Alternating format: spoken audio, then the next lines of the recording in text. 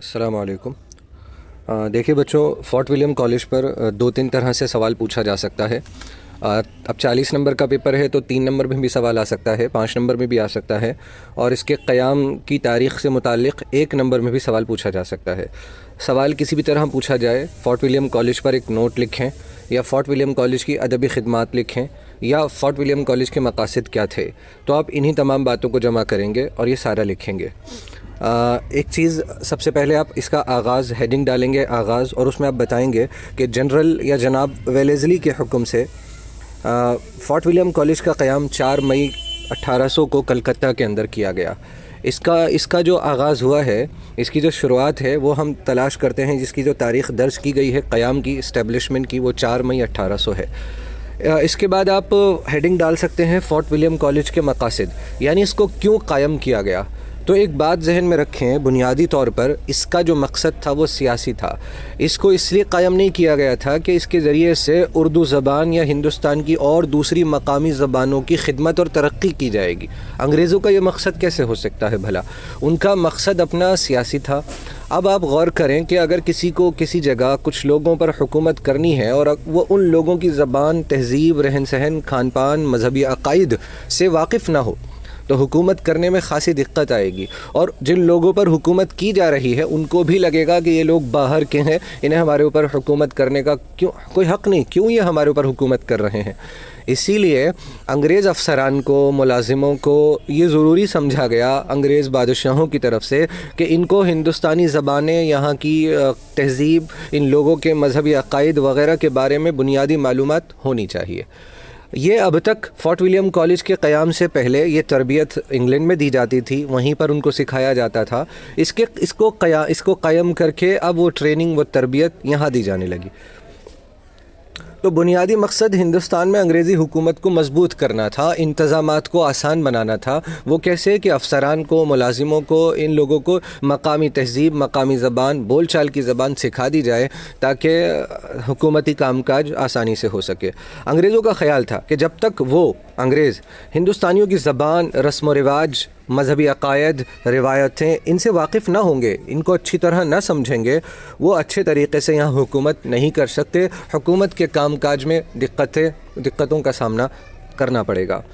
لہٰذا اس لیے انگریز افسروں، درباریوں، فوجیوں اور ملازموں کو مقامی زبان اور تہذیب سے روشناس کرنے کے لیے اس کالج کا قیام عمل میں آیا۔ یہ تھا اس کا بنیادی مقصد۔ اس کا مقصد ہرگز اردو ادب کی خدمت کرنا نہیں تھا، اردو کو ترقی دینا اس کا مقصد نہیں تھا، لیکن لاشعوری طور پر،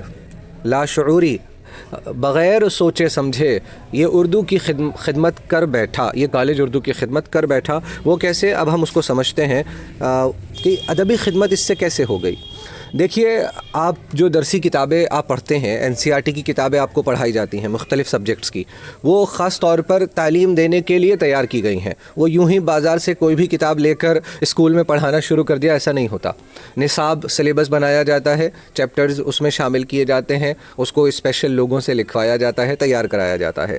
اسی طرح اب انگریز ملازموں کو جو ہندوستانی زبان سے ابھی تک واقف نہیں ہے، ان کو زبان سکھانی ہے۔ ان کو شاعری تو سکھانی نہیں تھی، پہلی بات تو یہ، ان کو کوئی زبان کا اتنا بڑا ماہر تو بنانا نہیں تھا، ان کو بنیادی بول چال کی سادہ زبان سکھانی تھی جو دہلی، اس کے آس پاس اور زیادہ تر ہندوستانی لوگ بولتے ہیں۔ اصل مقصد تو یہ تھا۔ تو اب اس کے لیے نظر ڈالی گئی کہ بھئی ذرا کتابیں دیکھو، کتابیں کہاں ہیں، کون سی کتابیں پڑھائی جائیں اردو کی۔ تو نثری کتابیں، نثر یعنی پروز، جو ہم بات چیت کرتے ہیں، بول چال کی زبان، اسے نثر کہتے ہیں، وہ دیکھی گئیں، تلاشی گئیں، تو پتہ چلا کہ جو زیادہ تر کتابیں اس وقت موجود تھیں، ان کی جو نثر تھی، ان کا جو انداز بیان تھا، وہ فارسی اور عربی کے مشکل الفاظ سے بھرا ہوا تھا۔ یعنی نثر سادہ نہیں تھی، بول چال کی زبان میں نہیں لکھی ہوئی تھی اس وقت کی جو کتابیں تھیں، کیونکہ اس وقت تک سرکاری زبان فارسی تھی، بڑے بڑے ادیب فارسی اور عربی کے ماہر تھے، تو ان کا جو لکھنے کا انداز زیادہ تر لوگوں کا ویسا ہی تھا کہ جس سے ان کی فارسی دانی، کہ وہ کتنا فارسی جانتے ہیں، کتنی عربی جانتے ہیں، کتنی اچھی اردو زبان جانتے ہیں، تو اس وقت کی جو نثر کی لکھاوٹ تھی، انداز بیان تھا، فارسی اور عربی کے مشکل الفاظ اس میں شامل تھے، پیچیدہ تھا، بول چال کی زبان میں نہیں تھا، سادہ نہیں تھا، لفاظی اور عبارت آرائی تھی، لفاظی، لفظوں پر زیادہ زور، کہ لفظ عمدہ سے عمدہ ہوں، عبارت یعنی ہمارا ٹیکسٹ جو کچھ لکھا گیا ہے وہ خوبصورت لگے پڑھنے میں، سننے میں ایسا لگے واہ کیا زبان دانی ہے، کیا زبان جاننے والا ہے یہ شخص. تو اسی لیے ضرورت پڑی کہ بھائی درسی کتابیں، ٹیکسٹ بکس تیار کرائی جائیں.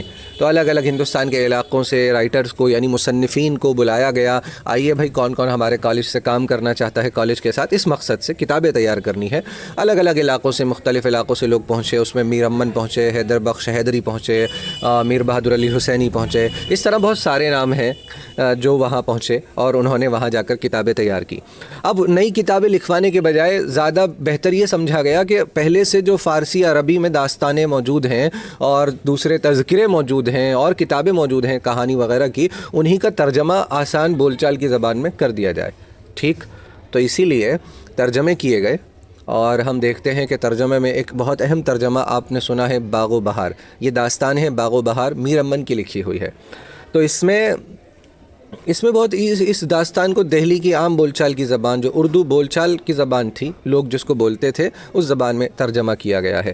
تو اس طرح کیا ہوا کہ اس کالج کے تحت جو کتابیں لکھی گئیں، تیار کرائی گئیں، اس کی وجہ سے جدید یعنی ماڈرن آدھنک اردو نثر کی بنیاد پڑ گئی. اس وقت تک اردو نثر کوئی مضبوط نہیں تھی، میں نے بتایا آپ کو فارسی اور عربی کے مشکل الفاظ سے لبریز تھی. تو اس وقت ایسے انداز پر جب کتابیں لکھی گئیں تو ایک نیا اسلوب، نیا انداز بیان پیدا ہوا اور اس کے نتیجے میں جدید اردو نثر کی بنیاد پڑی، جس پہ مرزا غالب نے اور بعد میں سر سید نے عمارت بنائی، یعنی ان لوگوں نے اس کو پروان چڑھایا. لیکن بنیاد ڈالی گئی فورٹ ولیم کالج کے تحت جو کتابیں تیار کرائی گئیں.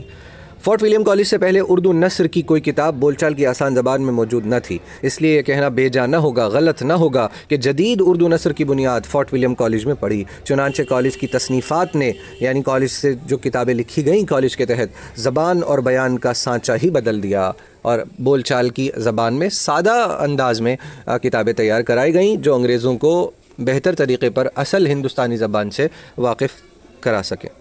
دوسرا ایک اہم کام کیا ہوا، اس وقت تک جو کتابیں تھیں وہ عام طور پر قلمی کتابیں تھیں، قلمی نسخے تھے، ہاتھ سے لکھے ہوئے نسخے.